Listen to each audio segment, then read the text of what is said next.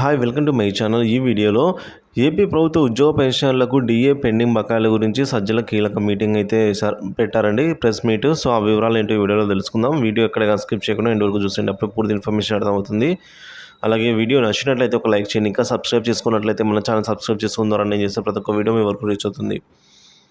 So ఆయన ఏమంటున్నారంటే, మాది ఉద్యోగులతో స్నేహపూర్వక సంబంధాలు నడిపే ప్రభుత్వం అని 2018లో చంద్రబాబు హయాంలో పెండింగ్లో ఉన్న కరువు భత్యాల బకాయిలను కూడా దశల వారీగా చెల్లింపులు జరుపుతామని ఉద్యోగులకు హామీ ఇచ్చాము. సో వారంతా కుటుంబ సభ్యుల్లా భావిస్తాము.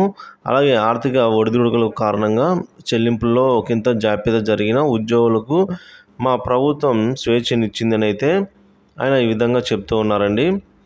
మరి గతంలో చంద్రబాబు ఏ రకంగా ఉద్యోగుల పట్ల అమర్యాదకరంగా ప్రవర్తించారో గుర్తించాలని ఆయన సూచించారు. మరోసారి అధికారం మాదే, మేము అమలు చేసే సంక్షేమ పథకాలు కొనసాగిస్తాం, అభివృద్ధికి తగిన యాక్షన్ ప్లాన్ నిర్దేశించుకున్నాం.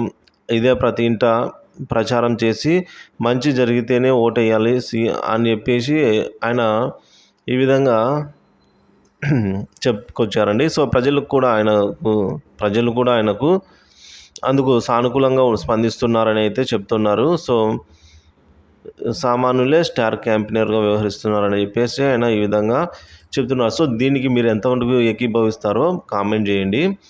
సో ఆయన ఏమంటున్నారంటే, మాది ప్రభుత్వ ఉద్యోగులతో స్నేహపూర్వక సంబంధాలు నడిపిన ప్రభుత్వం అని అయితే చెప్తూ ఉన్నారు. సో 2018 చంద్రబాబు ప్రభుత్వ హయాంలో అయితే పెండింగ్లో ఉన్న కరువు భత్యాలను దశల వారీగా చెల్లింపులు చేస్తామని హామీ ఇచ్చినప్పటికీ చేయలేకపోయామని చెప్పేసి ఆయన చెప్తూ ఉన్నారు. సో దీనిపై మీ అభిప్రాయాన్ని కామెంట్ ద్వారా తెలియజేయండి. ఇది ప్రతి ఉద్యోగుల ఫ్రెండ్లీ ప్రభుత్వం అని కూడా ఆయన చెప్తూ ఉన్నారు.